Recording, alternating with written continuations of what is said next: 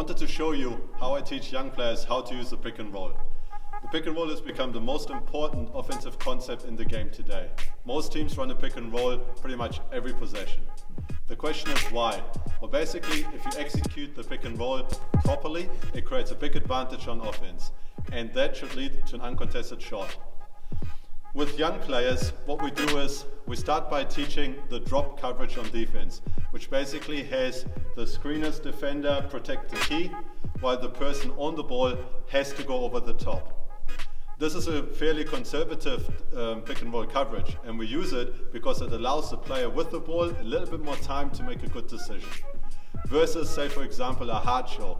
If we were to start with a hard show, it's very aggressive. That means less time for the offensive player to make a good decision, and on top of that, you probably need at least one more player on offense and defense to really work on this skill. So how do we do it? Well, we start by working on the fundamental skills needed to execute the pick and roll. We work on the skills, how to use the screen, what technique to use to finish, jump shot or layup, how to hit the roller, and then we layer in the complexity. We start by adding one defender, and then we add in a second defender. And finally, we just play lots and lots of 2-on-2. So let's jump right in and let's take a look.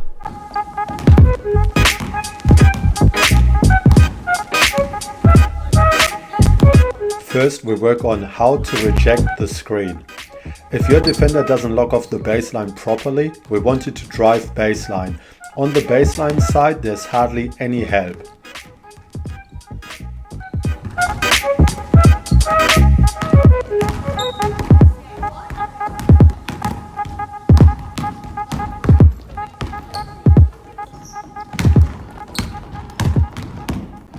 Next, we work on how to actually use the screen.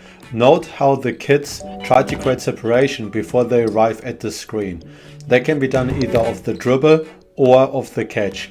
We do that because we want to arrive at the screen first. If you can arrive at the screen before your defender, you've got a better advantage. Players can finish with a jump shot, or they can finish with a layup at the rim. If they go to the basket, ideally they finish on the left hand side, coming from this angle.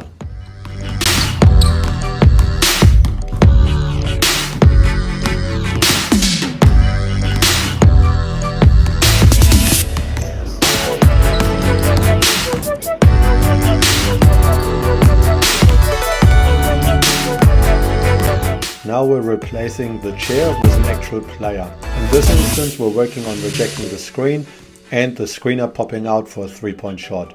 Now he could also roll, but here we're working on a pick and pop situation.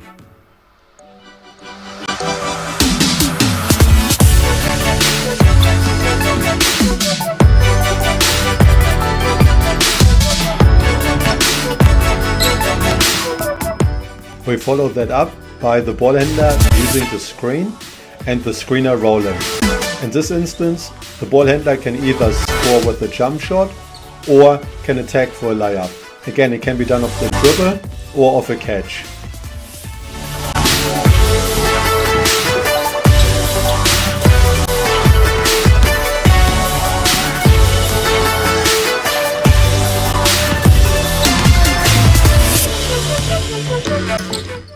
After having the ball handler score, now it's time for the roller to get his buckets.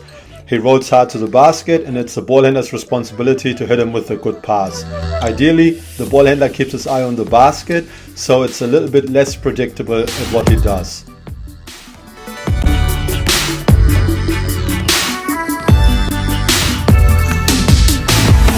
It's time now to add to the complexity of the drill. We're adding the defender for the first time. Here, the defender has to mark the ball handler. The ball handler can either use the screen or reject the screen. The screener cannot move, so the ball handler is going to score every time. He can score a layup or jump shot, whatever he wants.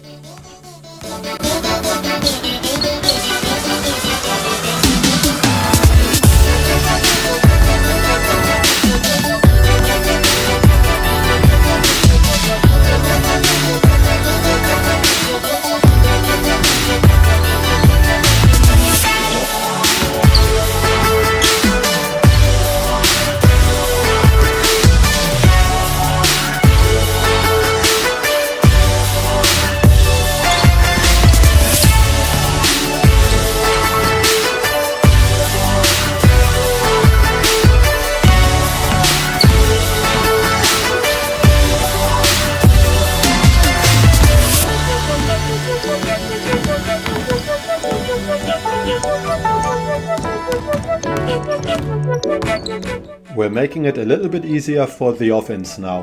This time the roller can score as well, so we're effectively playing 2-on-1. Before we're just playing 1-on-1. So why would the ball handler now make a pass to his teammate rather than score himself? Well, basically, if he doesn't use the screen effectively, or the defender is fairly aggressive and he didn't create a good advantage, now is a good time to make a pass and get his teammate involved. Even though the offense has a clear advantage here, this is the first time that the ball handler has to develop a proper feel for what he's doing. He needs to start to recognize where's his defender and where his teammate is and make a good decision.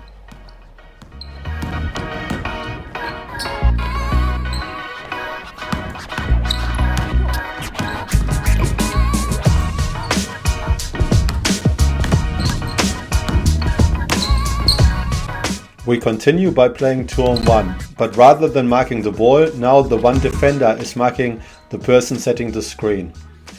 In this instance, what we're trying to do is make the decision for the offense fairly simple. The defender is overplaying by either committing fairly aggressively to the ball, or he's staying home to protect the basket. Now you will also see a few examples where the one defender is hedging a little bit. This obviously makes it a little bit harder for the offense to decide whether to shoot or to pass. Now that the ball handler has developed a good feel for what's going on, it's time to start playing some 2-on-2. Obviously, we are only involving 4 players here. In a real game, what we would do is would keep the ball moving and the players moving in case we don't create an initial advantage of the pick and roll. In these instances, we're doing a good job creating an advantage, whether by rejecting the screen or using the screen. Here are a few examples of us rejecting the screen. If the on-ball defender doesn't lock off the baseline properly, drive baseline. Note also how the help defender has to cover a lot of ground to come across and help out.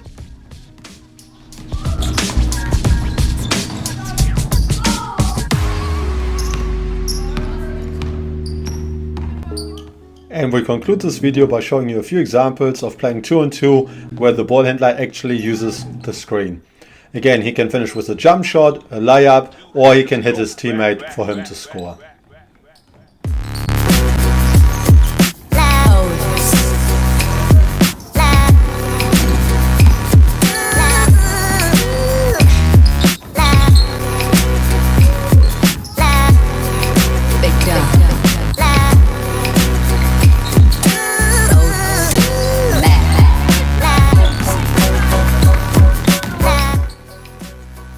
So there you have it. That is how I teach how to run the pick and roll for younger basketball players.